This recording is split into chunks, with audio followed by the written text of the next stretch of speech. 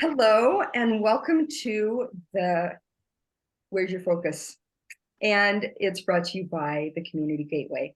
We have a wonderful experience today for you. We're going to be highlighting Jennica Heywood. She's going to tell you a little bit.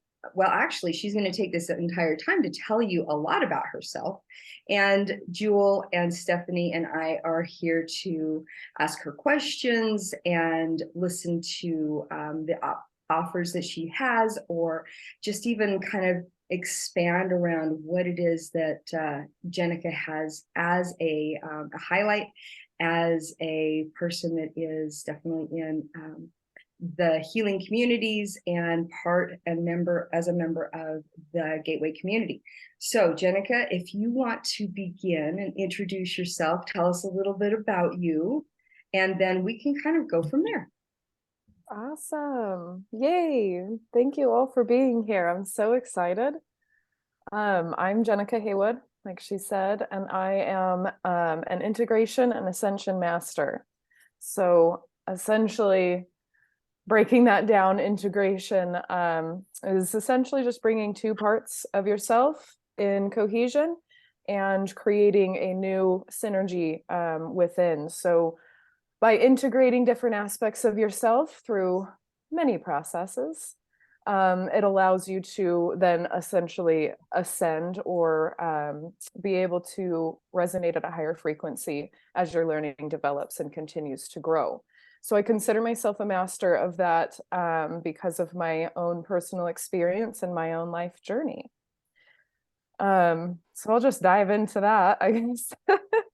um, so I grew up in an occult and suffered a lot of ritual abuse. I call it satanic ritual abuse, or SRA. I'm sure many of you guys are starting to become familiar with that term, as well as many other offshoots of this core occult that was operating in the darkness of the beginning of my life for about the first 10, 11 years of my life.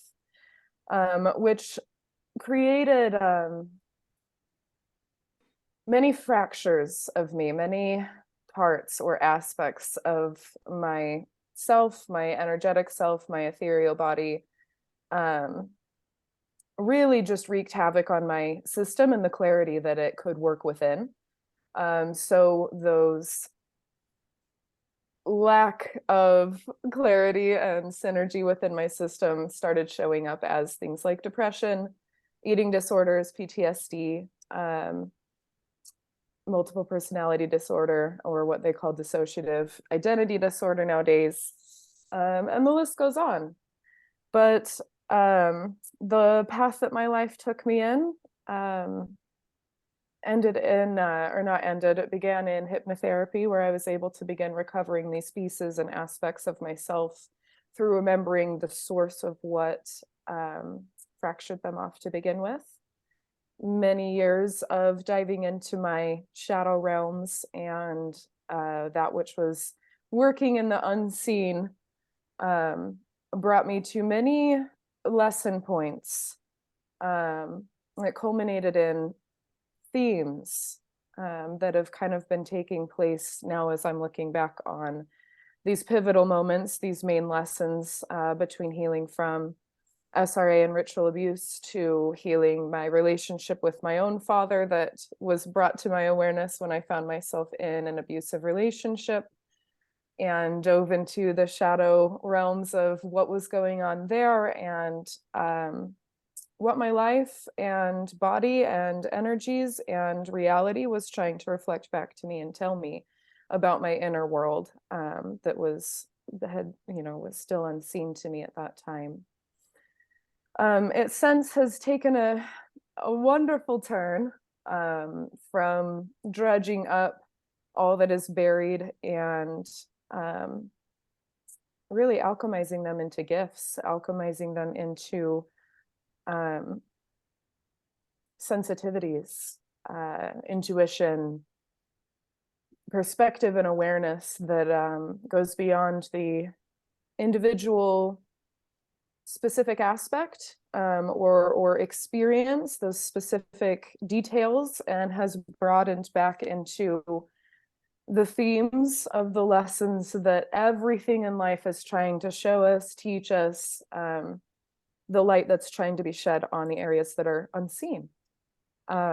So over the last few years, it has been a wonderful and difficult journey to the point of where I'm at now, which is offering and supporting this journey, offering support for the journey out of victimhood, out of very dark, intense, painful places, and into the light and what it brings you as you pull those pieces back to yourself and ascend out of those very dense energies, those very dense experiences into a higher frequency that brings in more love and more light and more magic and more miracles than I can even wrap my brain around at this point. So yeah, just kind of a little paragraph about my beginnings. Do you guys have any questions so far? I don't know if you're going to dive into some of the ways that you support others through processes that I'm assuming that the processes have come through you initiating them for and in yourself. Yes. Yeah. And so I'd love to hear more about, what because it's such a courageous journey. It's such a powerful statement of warriorship. And so I would really love to just hear, but hear more about what you've navigated and how you've brought these processes into your system. And because I know that is what is leading you to lead others too. So thanks for confirming that that assumption is correct. Definitely. Yeah, there are, as many of you guys know, as well as you, Jewel, there's many ways you can go about identifying and processing these hidden aspects. But really the main thing that has taught me so much is just my emotional field. So being a young 12-year-old with suicidal depression was kind of a big a big alarm bell of like, this is not something that is natural within my field. And depression and the addiction to food, as well as triggers and PTSD, all of them, they bring up emotions that are just keys.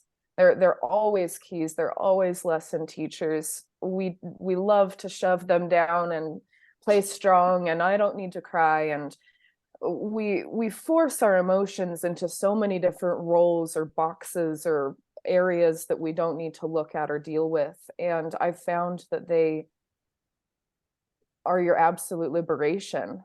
My emotional field, what was going on in me emotionally at any given time was always that first door into deeper and deeper knowledge and information that really leads you down into the root. And that can be kind of a tricky process, because there's definitely times that you're like, okay, like I'm angry because this and this happened. I'm depressed. I have, my body is writhing in pain right now because I'm just pulling up a memory of a particular terrible,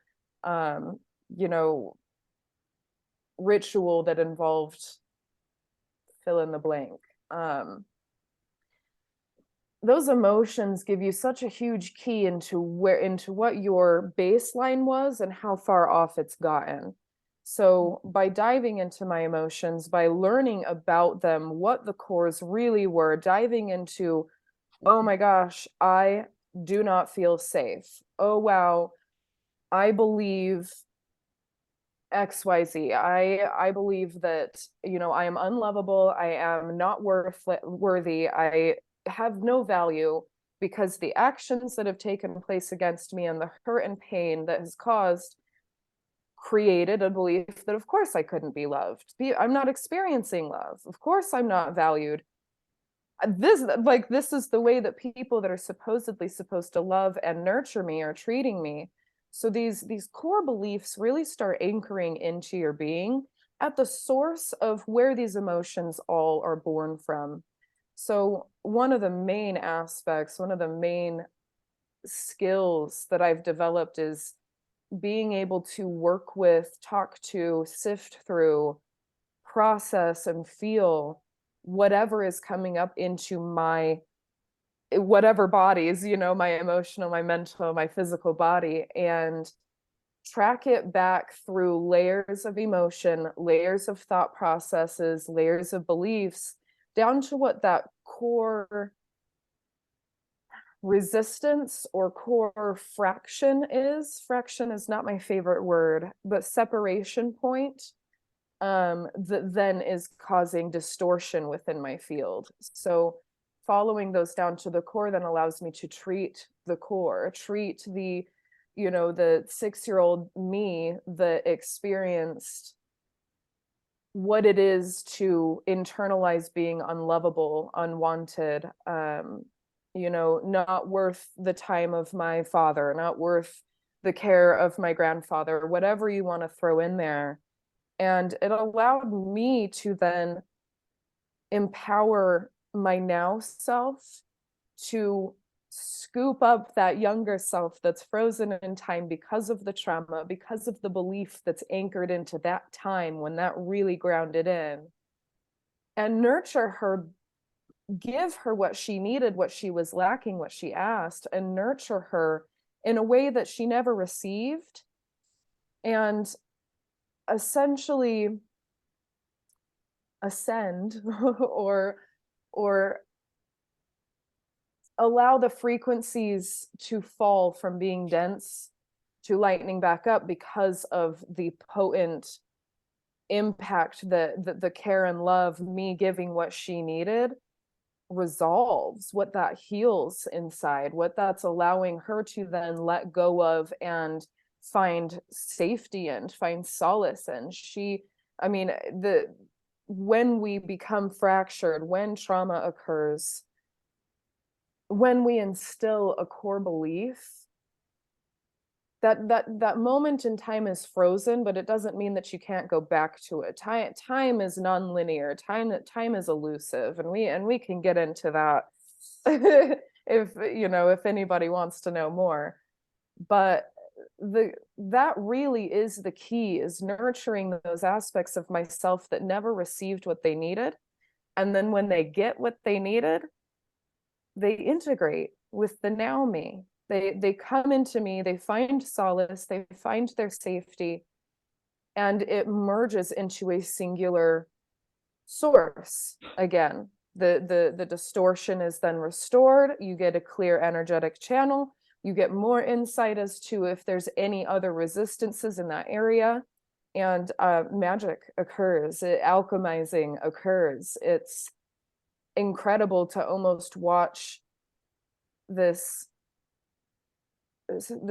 mentality, this level of understanding, this part of myself mature into the now me, and trust in that. It's really a going back to yourself and giving yourself what you were lacking that's still causing the resistance in your now time. So the depression, the, you know, self-hate practices, whether that's eating or whatever other addictions, you know, it displays in alcoholism, shopaholic, you know, workaholism, workaholic.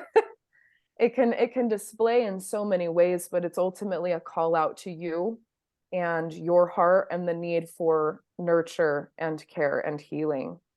And that's really been at the core of all of my work. It's the baseline practice of reclaiming, becoming aware of aspects of your energy that have been hiding from your awareness because of the pain, because of the discomfort, the suffering, the sheer, sometimes just the sheer torture of it all. I mean, I use satanic ritual abuse as a label, but if you don't know this world, it's extremely in-depth and curated to a specificity of what is trying to be achieved by the separation occurring in the subject, in whoever is at the heart of whatever ritual is presenting. So largely I've spent 16 years going back into my own field of awareness, my own experience in this lifetime, allowing myself to become aware of more, and then pinpointing those places that need my attention, so that I can then bring a level of peace, a level of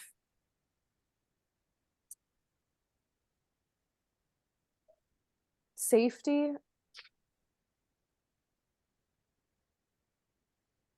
a level of support to myself, that all aspects of me can then trust in. That's really powerful. I don't want to interrupt you here, but the thing that just occurred to me here is when you said giving yourself a level of peace and safety and self-trust. The first word that popped in for me when you said that was healing. And I think a lot of people are a little bit like, well, what, like when they're looking for something, a solution, and they're kind of struggling or confused, they're in pain emotionally, physically, mentally, whatever it is. And as healers, as the people that we are, offering healing, sometimes I think others are just like, well, what exactly does that mean? And I think you just gave a really solid anchor, for people to go, oh, that I can receive some self-trust, I can receive some healing, like some peace and some security. What that does in my mind is that completely not only helps and satisfies and soothes those needs of safety, but also directs it within, versus I've got to find it out there. I've got to find it out there. And it's definitely something that you've had a lot of experience in the process of getting to that statement. That's really powerful. The question I had, I kind of went way back to one of the first things that you just said, was like you had suicidal ideologies even at 12 years old. And I wonder, in other times of my awareness, I think that there has been an assumption that suicide kind of comes around a little bit more to, like adults, where it's just, you kind of think, well, what gets somebody to that point? And so you mentioned that, and that's really heavy. That is a really heavy feeling or thought process to go. So I just wondered if you might want to touch in on what that was equal to, like your emotional state or your thought process that just even pinged that, or how heavy that was, because I don't know that people really understand that 10-year-olds and 12-year-olds can really actually feel, not just feel that way, but are seriously considering it. And we're seeing more and more of that, like younger children threatening Absolutely. that or talking about that. Yeah. So I mean, maybe just touching that really briefly, because I was kind of curious, the fact that you brought that up, that just kind of felt very important to me, Well, you because said, it does anchor that in. Yeah. yes, and you said one other thing too that I do want to touch on as well, which was the oh, right, as it just leaves my mind. I love it when that happens. Oh, when you were talking about that healing aspect, and how the natural response is to look for it around you. Mhm. and to try and find something outside to pull inside to then fill a hole that you know is there, but most of the time you don't conceptualize it as a hole. It's just something that needs to be satiated so that you can move on with your whatever your normal life is. And I just wanted to point out that one of my core lessons, if we're going to look at it archetypally, it would be, this dynamic between father-daughter, father wound, what it is to have a father and to be supported by one, just this core family unit that most of us have not experienced in harmony, in support. And it's interesting to me that you mentioned that, because I tracked this belief back to when I was about 7, when my younger little toddler self interpreted from my father that I was not worthy of his time or affection or love, or you fill in the blank. Because I instilled that belief in myself, I then took it upon myself to search it out outside of me somewhere. Somewhere someone would give me the love that I was lacking from my father. And this was not a conscious thing, of course, in 7, but the belief was so clear, because especially at that age, you're not looking at all the, oh, well, he's got work and he's busy and there's 5 other children around. Like, I didn't receive what I needed. So it propelled me into looking for it outside of myself, which inevitably, and I would say this happens largely, just so commonly, I went and found myself a partner that I hoped I could then get my father's love from. So my partner then became this wonderful mirror to me. I didn't view it that way at the time, because this relationship turned into an extremely abusive relationship, which, in retrospect and after peeling all of that apart, really all the root of that all took place in my need for someone else to satiate the love that I was not receiving when I was small.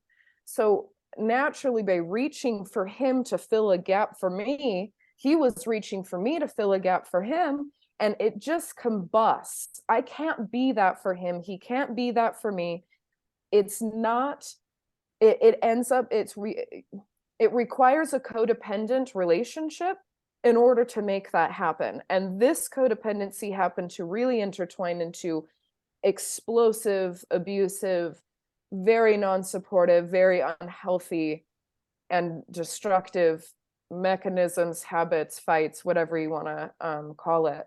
But this whole experience with my ex that brought me even greater trials, that kept showing me, kept directing me back to me, that I just kept sending it back out there. The minute that I allowed it to settle within me, diving into all this outward mess and chaos and turmoil and pain and, push, pull, I love you, I hate you, it all boiled down to me searching for something outside of myself when I needed to give it to myself. I cannot give others the responsibility for my own internal stability and or fullness, fulfillment, because no one can offer that to me. I can only offer that to myself. And in doing so, it becomes immovable. So this whole searching for it outside of myself, coming back to myself, nurturing and loving that younger part of myself that believed something that was true to her, but is not true across the board, showing that to her. She is loved, she is valuable. I do care what she thinks, feels, cares about, excites her, makes her scared, all of the above. I cared deeply enough to allow her processes, and then the integration can occur when she has been taken care of. So it's interesting that you bring that up, because that can always be a key. If you're reaching for someone to give you something, I would largely say that that's exactly what you need to be giving yourself. And then yeah, to touch on the depression, I mean, it's becoming clearer and clearer with how many child suicides there are. We're not in teens, we're not in high school anymore. We're talking 9, 10-year-old suicides. It, if anything, that should display that the thought and belief and emotions behind feeling worthless, not valued, not cared about, don't make a difference, you're just kind of a pain to everyone. That goes so deeply into your being that believing that over everything else can and has full potentiality to turn into a completed suicide. Mm. I did not get to that point, thankfully. Yeah, I may have had all of the thoughts around how or when or whatever that would definitely flow through my mind, and an obsession with horror and scary, gory, terrible movies and everything that made my inner reality feel real. I think that there was definitely some processing that took place, but also just the holding space of allowing myself to feel that way and to think about those things, and then to think further into it instead of, cutting this off like, oh my God, a 10-year-old is thinking about ways to commit suicide. Like, that's not the cutoff point of, don't talk about it, don't think about it. Here, we need to fix you because that's not what I want. That's a scary thought for me. Exploring the reasons why, again, gives you those golden key doors that you can walk through. And it also gives you those golden key little gems that you can hang on to. When I was really, really in suffering spirals that just kept going downward and downward and downward, the biggest reason why it never really took a hold of me, why I never decided to try or complete ending my own life, was because diving into those feelings and feeling them as deeply as I could also brought up good feelings, feelings of, I don't want to inflict this pain upon my mother. I don't want to inflict this pain upon my brother, two of my most looked up to and support systems, especially in that time in my life, but truly always. It allowed me to feel that deep love for them too. So though I was lacking the love for myself and the worth and why I should be here, I felt enough love for them that I knew that they cared if I was here, that it would hurt them. And so there was always this corner that I turned into, I don't want to do that. Mm-hmm. Like, I can feel the way that I'm feeling, but I just don't. I had at least two people. There were more, but really on my heaviest days, there were always the two that I could essentially lean on and know that no matter what I'm going through, they're here for me, whether they were there physically or not, or understanding or not, or whether my physical body could take that in or not. It was also at that depth of despair and pain and defeat that was also that even sometimes minimal, just a hint of that love is what I'll call it. So yeah. And it didn't go away immediately. You don't just find the core of something and it dissipates. Sometimes 100%. You find the core and it's just gone. Like, you don't deal with it anymore. And other times there's other renditions. There's other lessons that are they have the same core, but you've experienced them, or they've come up into your life in a different way, which is largely anyone that has been or is on their own healing journey. You find that it gets pretty exhausting to repeat the same lessons over and over and over again. And standing where I am today, there's a huge purpose in that too. There's monumental purpose in the repetition of any practice, whether that be a practice of meditation, a practice of jujitsu, a practice of, instrumental, or any practice. You gain skill, you gain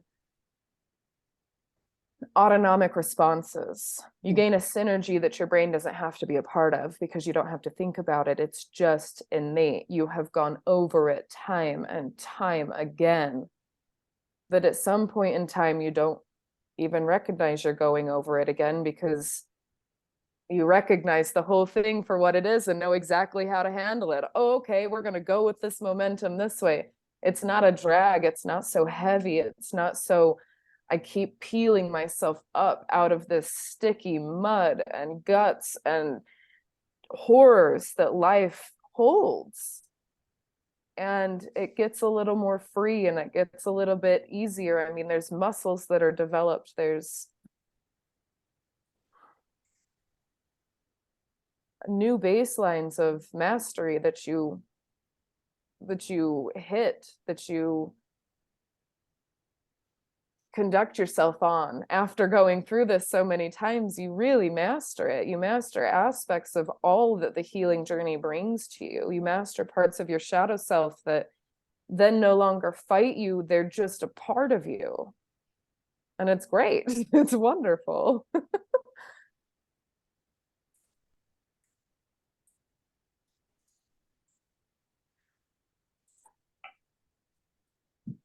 The repetition of so many lessons essentially will start showing you themes across many scenarios. For me, I kind of chunk it as I look back on my past. There's clear individual, actually not individual, there's clear whole themes, whole pictures that took me years to encompass and map. Repetition after repetition, things like core self-value. That self-value can show up in an infinite amount of ways, showing you aspects of yourself that you are not valuing, that you feel is less than, that you love to compare, that you love to put down. That cycle will repeat itself time and time again. And eventually lead you into, again, here's that strength of when you're noticing that that's something that is occurring again, you go back and you look at it again and you go through all these same mechanisms and getting better and better at that. It starts showing you like, wow, this is showing up in my life in relationships. Where I value myself is presenting these relationships and these lessons to me. Or, wow, this self-sabotaging behavior is showing up in my finances. It's showing up in my workplace. It's showing up in, again, more relationships. They're always our greatest teacher. But you start to see these themes of healing that emerge, and what core lessons they've taught you that you've really come around and are mastering, are really getting good at discerning, good at identifying, good at responding more quickly and with more ease. And as you turn around and you look at those core aspects, for me, what's begun is really identifying archetypal themes, the archetype between, the lovers in relationship and that push-pull and what that is, the archetype of, again, the family unit, the father energy, the mother energy. These archetypes really start showing up strong. I would say one of the main ones that I've worked on, again, for the majority of my life would be the archetype, if we're going with like tarot, would be the devil or death card or tower. But the devil really kind of puts perspective because of this war between light and dark, this war between good and evil that has just been ever present and so painful and caused so much suffering and anger and, you know, being completely just shredded apart. And the powers that lie within both. I mean, it's also a struggle between, you know, who's got power, who doesn't. Do I, do they? I'm powerless, they're powerful. There's so much of this black white territory that it will show up in so many other different renditions within your life. But as you become better and better at looking at your inner world, your energetic body, your emotional body, your ethereal body, what is going on in there, what's causing discomfort, what is causing reactions, what's causing you to reach out and hurt someone else, even though maybe you don't mean what you just said in the future. Like, what is causing these things to just boil out of you? It starts to encompass everything else in life, this push pull, the power dynamics between life and yourself, and whether you're safe or not, or whether you know, can make a difference or not. I mean, there's so much of, am I powerless or am I powerful? And the big question between why is suffering here and how come I keep cycling?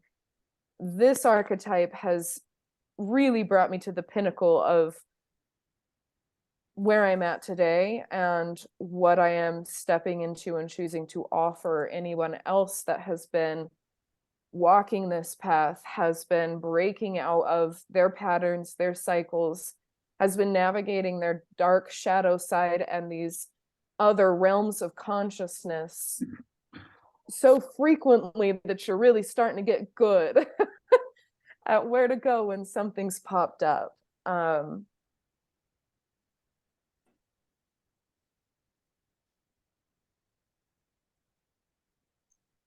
The cycling, the repetitive lessons, the things that you feel like you've been through time and time again that just bring you right back down to your knees. Eventually, those begin to show you your gifts. They begin to show you your strengths. You know, the trials, the lessons,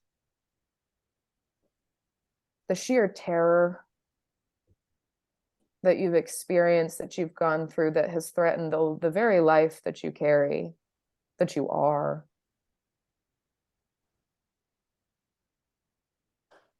They become less and less. They broaden up to more, to their archetypes, to the core frequency levels that they bring in.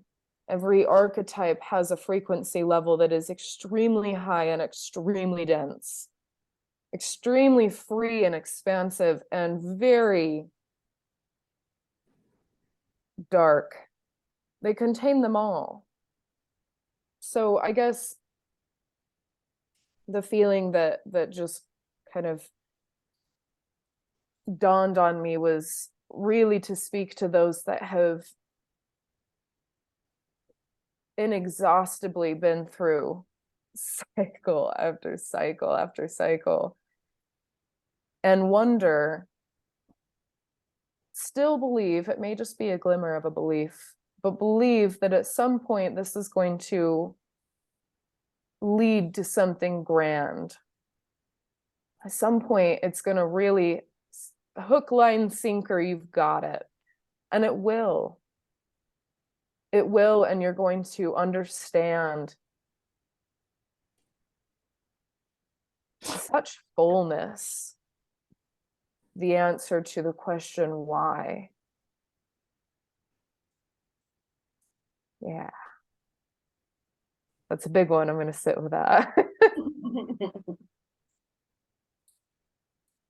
Yeah. The question why. Why is this happening? Why did this happen to me? Why do I have to go through this time and time again? Why is my life falling apart again? I mean, all of these questions of suffering, questions of what the purpose is, and what can it possibly lead to if it's this terrible? It obviously can't get that great, right? Like life is just kind of, this is the dull, terrible aspects of life. It's not. It's just one aspect of a grander archetype that will become clear to you and will then open you up to the greatest frequencies that that archetype can bestow. I mean, the kinds of gifts that allow you telepathy, that allow you the kinds of synergies and synchronicities that bring in, I mean, you just think it and all of a sudden it can come right around the corner, kind of a thing. The random trips that just pop up out of nowhere, and you're driving to your brother's house and all of a sudden you've got an entirely new initiation that's launching you and pivoting your life into closer to your dreams, closer to the things that you almost dare not believe is possible. That part of your heart that you keep extremely close, because even if you mention what it is that your hopes and desires are, you know that you might disbelieve it a little more. So you're just going to kind of keep it nice and safe in your heart until you can really empower that belief and that truth that is there.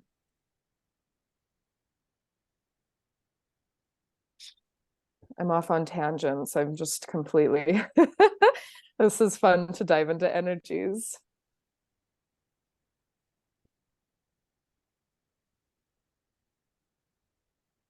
I love what you were pointing to around like the life field presenting all these opportunities to become re-aware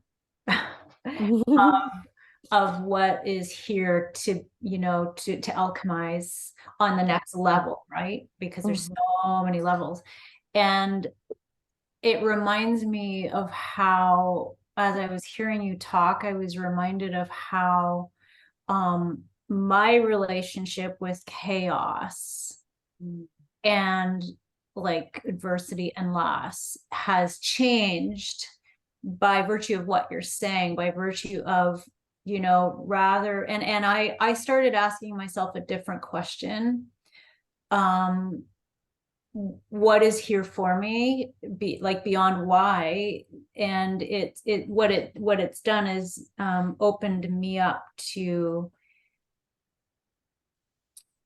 perceiving my life field and all this, the curveballs that arrive all the time that are there to trigger potentially, to see them as raw material for creating something like what you're talking about, for really, creating from those gifts and tapping into those gifts. And it had me wonder as you were talking about that, because it's really resonates, the ability and the resilience and the capacity that we as humans have to take a really honest inventory of what this is showing us. And as the life field and circumstances and experiences are presenting to us, having this capacity to say, oh, what's this? What's here for me? What is here for me?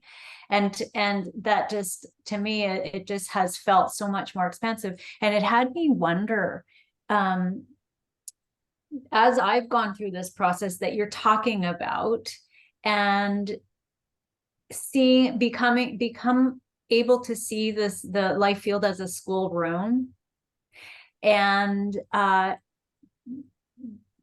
develop a different relationship with the schoolroom, with life and the field.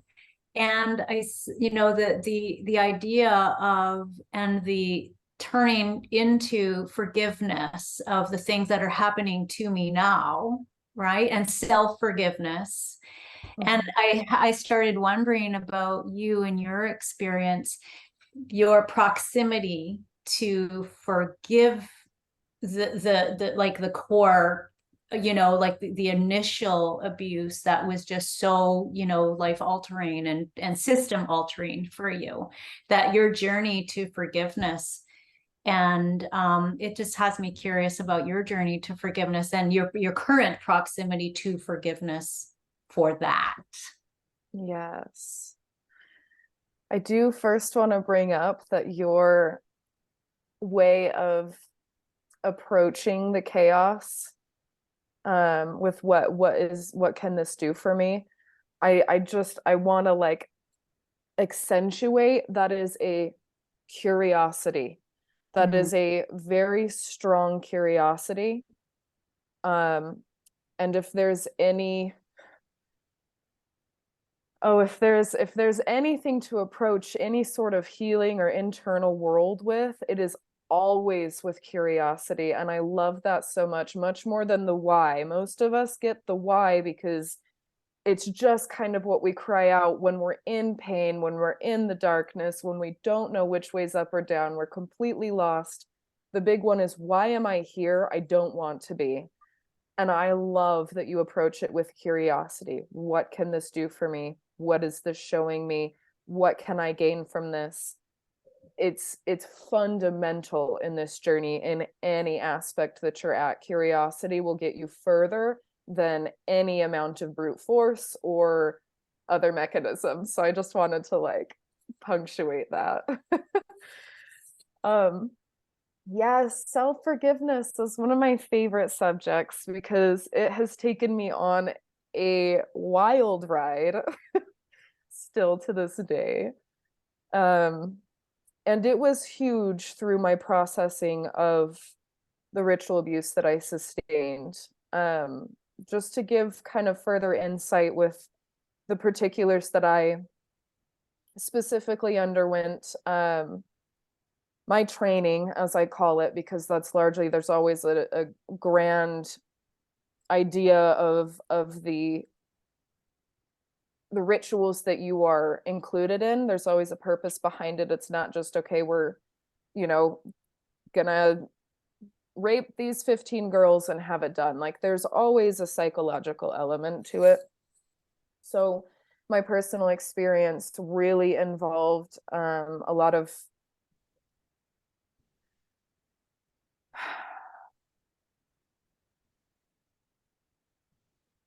even energetic distortions through torture. There's always a component of rape. There's always a component of psychological twisting. Words that come in that, for lack of a better example, that essentially tell you this is your fault, or whatever their art grand theme is that they're trying to come in with to instill whatever beliefs or thought processes or fractions, separations that come through. So growing up was a lot of dealing with repetitive rape, but also dealing with things like being starved, having food be used in altering how your brain is functioning to then, achieve another layer of conditioning, another layer of another personality. Medical experimentation. So needles have always been a huge thing for me, but they've always triggered me to the point of just passing out. My body will just, we're gone. We know what this is. It drops me right into torture scenarios. A lot of death, a lot of sacrifices, a lot of blood rituals. I'm excited for more of this to come out because I don't think people understand the depths of it. But when you really get into the depths of that and then you start playing around with forgiveness, it takes a really long time. For me, it took a process of allowing just pure fury, and not understanding and anger towards everything, myself and everything that took place, every person that was involved, my body, hating my body. I didn't want to be in my body. I didn't want to be female. I hated being a woman growing up. I have 5 brothers and a father who, yeah, I don't, I'm careful because I don't want to talk negatively about him. He is who he is, and I adore where he's at in life. But you know, a rather traditional family that turns more into sexism. So on top of being raped all the time and having my body in pain all the time, I then have all these reasons why being female is just not. So I mean, all of this, there's so much that your system has to hold in even just the discovery of it, that for me, that process was allowing it to unfold and then allowing my anger to then be directed towards perpetrators, towards the people facilitating and causing this amount of pain and abuse to occur. And at some point, I just realized that no matter what I wished upon my grandpa, you know, the thing for me was if I could just break his kneecaps. It sounds terrible to say. But I fantasized the worst kind of pain, the worst kind of punishment. You know, he can't live and not and have this go, you know, just unjust, like unpunished, like it's justified somehow. And there was a point in time where I realized that even my own fantasies could not make up for everything that I've dealt with, all of the pain, all of the torture, all of the splitting off and the losing of myself and the hating of everything that I am here and everything that is here. My limited perspective couldn't balance that out. So I threw it to God. I essentially was like, hey, Jesus, God, like this is the whole right or wrong, like evil and good. Like I just have to trust that whatever karmic process, whatever the repayment is, I mean, I don't like that word, but you're going to take care of it because I can't, right? Like this is far beyond my perception of what is going to equalize the depths of evil that has penetrated me, that has like, that my whole life has been wrapped around. So that did pretty good for a while, just throwing it up to Jesus and being like, you know what he's gonna sow, like what he's reaping in his actions and what's going on. So I'll just trust that. And what that allowed was a space for me to stop directing and needing the anger and the justice to be served, the equal and opposite amount of pain that I underwent to present onto him. So it allowed this space for me to freely work with my forgiveness and work with the feelings and ebb and flow with it. And I'm not sure I could put my finger on the moment. Maybe it'll come to me. But it's been a process of forgiving myself, forgiving the situation, acknowledging that the aspects of me that were so angry at the people who should have prevented this from a child's perspective, those that should have protected me, that should have known, you know, my mother, my father, the people that should have been there to swoop me up, take me away, and not allow anything bad to happen to me. There was still an aspect, there was a good part of me that, though my conscious now mind understands that no one was aware, no one was actively like, yes, we're going to allow Jennica to experience this, there was still a part of me that needed to really feel betrayed Mm.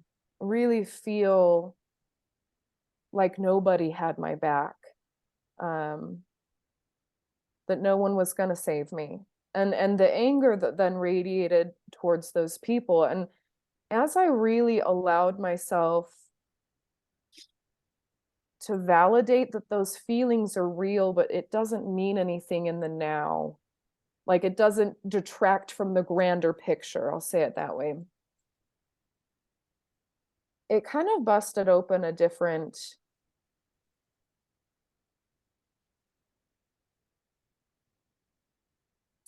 awareness of forgiveness and how it works. Because I didn't need anyone to apologize to me. I didn't need my mom to come back and be like, I'm so sorry I allowed this to happen to you, because she didn't allow it. But the feeling was still there. Someone didn't protect me, right? So naturally, from a child's mind, like it would be parents or whatever, whoever should be your caretaker. So in realizing that by allowing these feelings, I could then neutralize and understand and open my awareness and my heart to them. And again, this wasn't a, you apologized, you were in the wrong, I was in the right, blah, blah, blah. Because we've blown way past this. This is far more intricate than that. But it showed me that by allowing myself to feel what was true for me, to be completely honest with those feelings, even though they were directed to some of the people that I care for most in this world, allowing those feelings allowed a forgiveness to set in that didn't even require their participation. Mm. I was able to forgive those who I felt betrayed me, understand and encompass that whole emotional turmoil in love. And so, pulling this back to the grander picture of satanic ritual abuse and the torture sustained and planned out by my grandfather, who also should be somewhat of a protector and or care for me, I started realizing that I didn't need his participation in order to free up what was still caught within me. And it didn't detract from anything he's done. It didn't take away from the big picture. It didn't neutralize anything and go, well, it doesn't matter, I'm over it now. No. This was a space of forgiveness within my own body, within my own energetic, ethereal, emotional, all aspects of me that have picked up all of these emotions, that have felt all of these things, that have suffered through and survived far more than I ever believed I could. I didn't need his participation, because the further and further I got into my healing, the grander and grander the wisdom and knowledge that this was what I chose to come into. This is the experience I wanted. This was in total partnership with my higher self. I can take responsibility for all the aspects of my life, forgive the part that was played for me to experience all of these things, and let go of those ties, those energetic emotional ties to the past. So I don't know, it's just this is a really long like pulling around to like, there was a really amazing acknowledgement of the ability to forgive within your own bodies, to acknowledge that your experience is here for you, no matter the details or the specific intricacies. Whatever you're experiencing, no matter how dark and terrible, it is for you. You chose it. And one day you're going to look back and honor it. you're going to look That's back and thank God for it, as I do right now. beautiful. Thank you so much. Yeah. Thank you for the question. Thank you for answering it so beautifully in such a heartfelt way. And I see, you know, like the gift, I mean, and you see people who are blessed to be able to touched by you are seeing the gift that this is.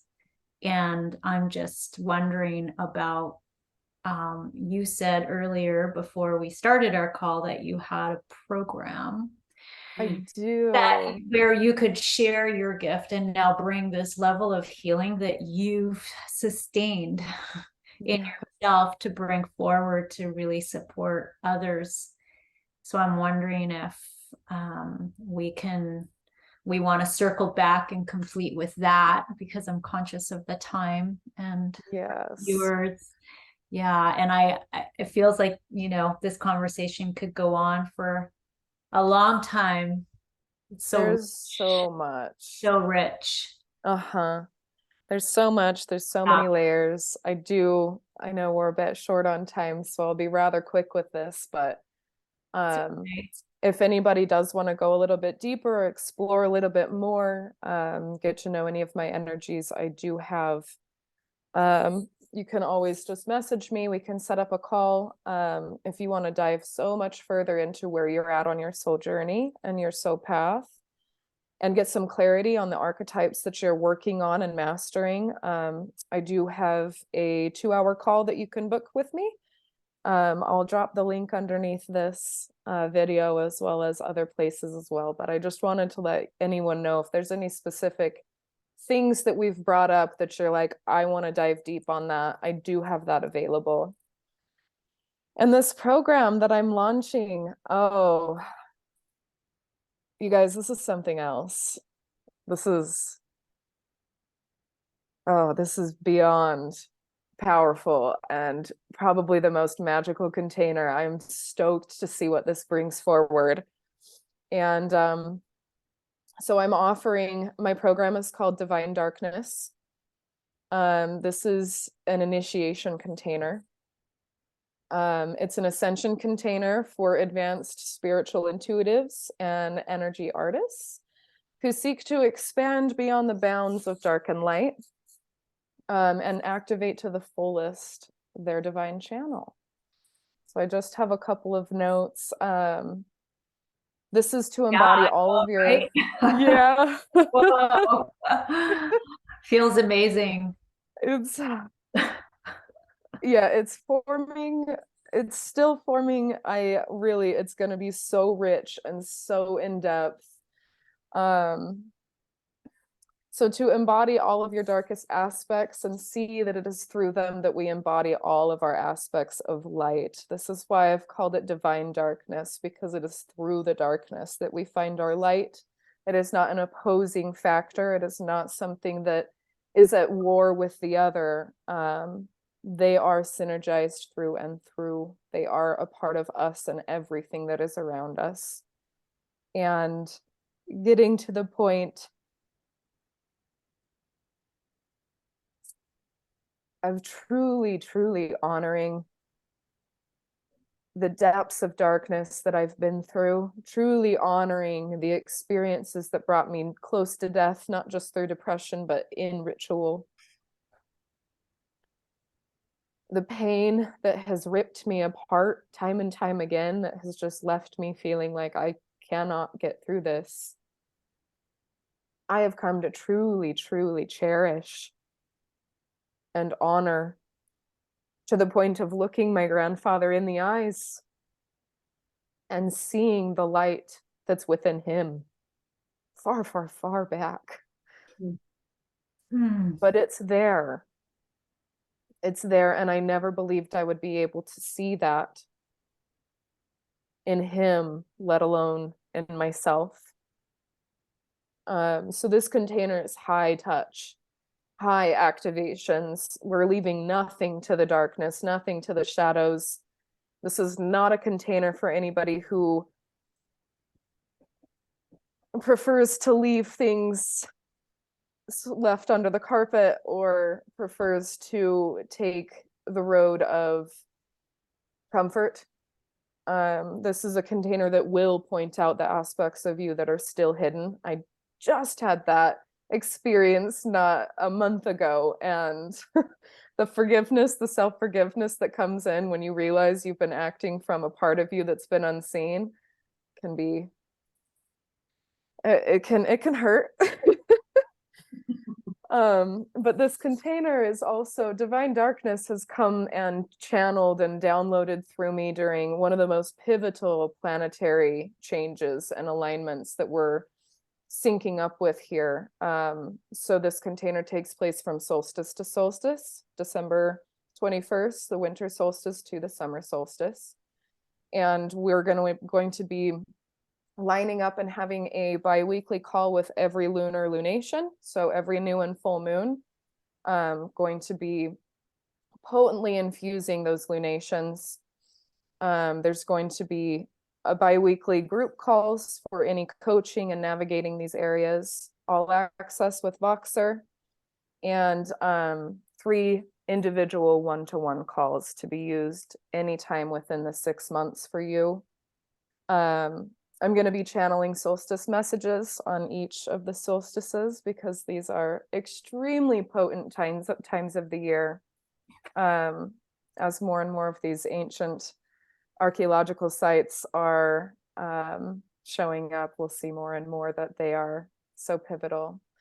So yeah, this container is directly attuned to those shifts, and it's designed to synchronize with the planetary cosmic alignments down to your cellular base. And I'll be speaking more about this over the next coming days because I can feel it's for 5 specific people. So if you want to know more, always reach out. I'll drop the link below.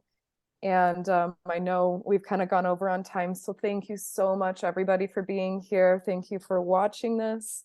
And this work is my passion. So reach out with any questions, leave comments. I am just all about it. This is so potent, so magical, so miraculous. So That divine sounds darkness. amazing. Wow. Yeah. Cold chills. Thank you, Jennica. Thank you so much for being the spotlight today, for offering everything that you have. It has been so thorough and so rich. And I'd like to thank everybody for being a part of Where's Your Focus? And remember, it's brought to you by the Community Gateway. And access the Community Gateway as often as you choose. And please, if there's anything that you heard today that you think others can benefit from, please share that with them and share what it is that you feel really inspired by. So thank you again for joining us, and we will see you next time.